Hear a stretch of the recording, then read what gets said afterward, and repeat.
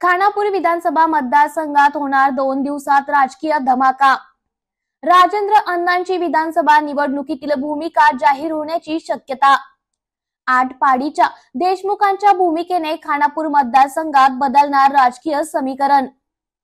खानापूर विधानसभा मतदारसंघाच्या राजकीय पटलावर कायमच किंगमेकरच्या भूमिकेत असणारे आटपाडीचे माजी आमदार राजेंद्र अण्णा देशमुख यांनी आगामी विधानसभा निवडणुकीत उतरण्याचा निर्धार केला आहे।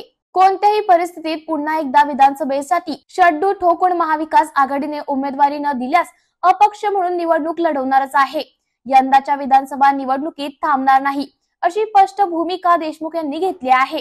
त्यामुळे खानापूर मतदारसंघात या देशमुखांच्या निर्णयाने खानापूर विधानसभा मतदारसंघाच्या राजकीय पटलावर मोठी खळबळ उडाली आहे। दरम्यान येत्या 2 दिवसात माजी आमदार राजेंद्र अण्णा देशमुख हे विधानसभा निवडणुकीतील आपली भूमिका जाहीर करण्याची शक्यता खात्रीलायक सूत्रांनी दिली असून ते नेमकी कोणाची राजकीय भूमिका घेतात याचीच उत्सुकता राजकीय पटलांवर निर्माण झाली आहे।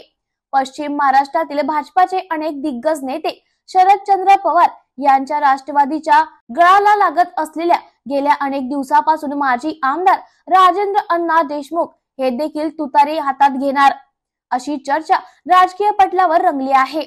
खानापूर विधानसभा मतदारसंघ हा महायुतीत शिवसेना शिंदे गटाच्या वाट्याला आहे।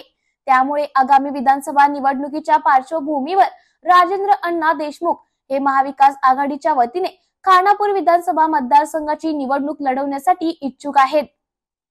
देशमुख यांचे राष्ट्रवादी व काँग्रेस पक्षाच्या वरिष्ठ नेत्यांशी बोलणे सुरू आहे। महाविकास आघाडीने उमेदवारी न दिल्यास अपक्ष म्हणून निवडणूक लढवणार आहेत। कोणत्याही परिस्थितीत यंदाच्या विधानसभा निवडणुकीत थांबणारच नाही अशी ठाम भूमिका घेतली आहे। त्यामुळे देशमुख यांची महायुतीशी पर्यायाने भाजपची काडीमोड पक्की मानली जात आहे। आवाज माणदेशाचा, माणदेशातील प्रत्येकाचा, माणदेश प्राईम। सबस्क्राइब करा आणि अपडेट रहा। नवीन व्हिडिओच्या नोटिफिकेशनसाठी बेल आयकॉनचं बटन दाबा। धन्यवाद।